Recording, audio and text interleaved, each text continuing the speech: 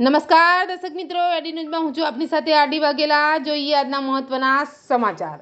હાસોટ તાલુકાના ઇલાવ ગામ આઝાદી પછી પ્રથમ વખત સમરસ જાહેર થયું।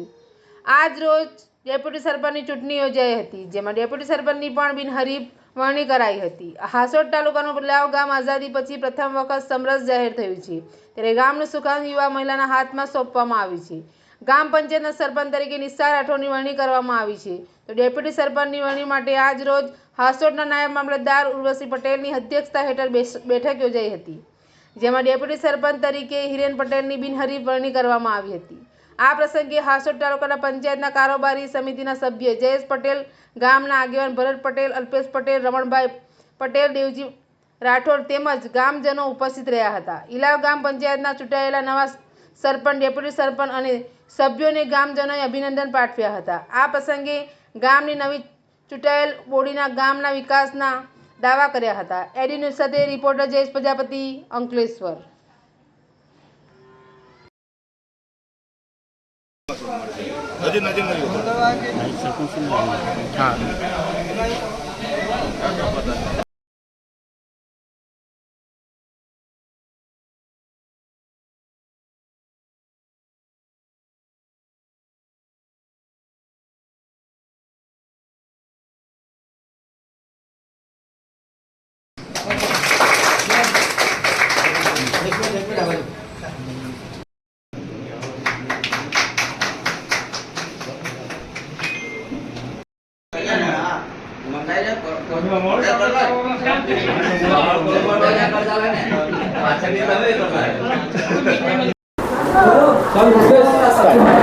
હું તલાટી કમ મંત્રી ગ્રામ પંચાયત ઇલાવ ગામમાં આ વર્ષે ગ્રામ પંચાયતની જે ચૂંટણી હતી એમાં સમરસ થયું છે અને સરપંચ તરીકે નિશાબેન રાઠોડ ચૂંટાયેલા છે।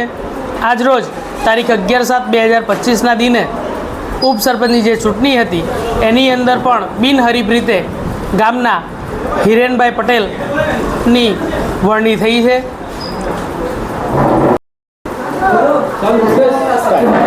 હું તલાટી કમ મંત્રી ગ્રામ પંચાયત ઇલાવ ગામમાં આ વર્ષે ગ્રામ પંચાયતની જે ચૂંટણી હતી એમાં સમરસ થયું છે અને સરપંચ તરીકે નિશાબેન રાઠોડ ચૂંટાયેલા છે।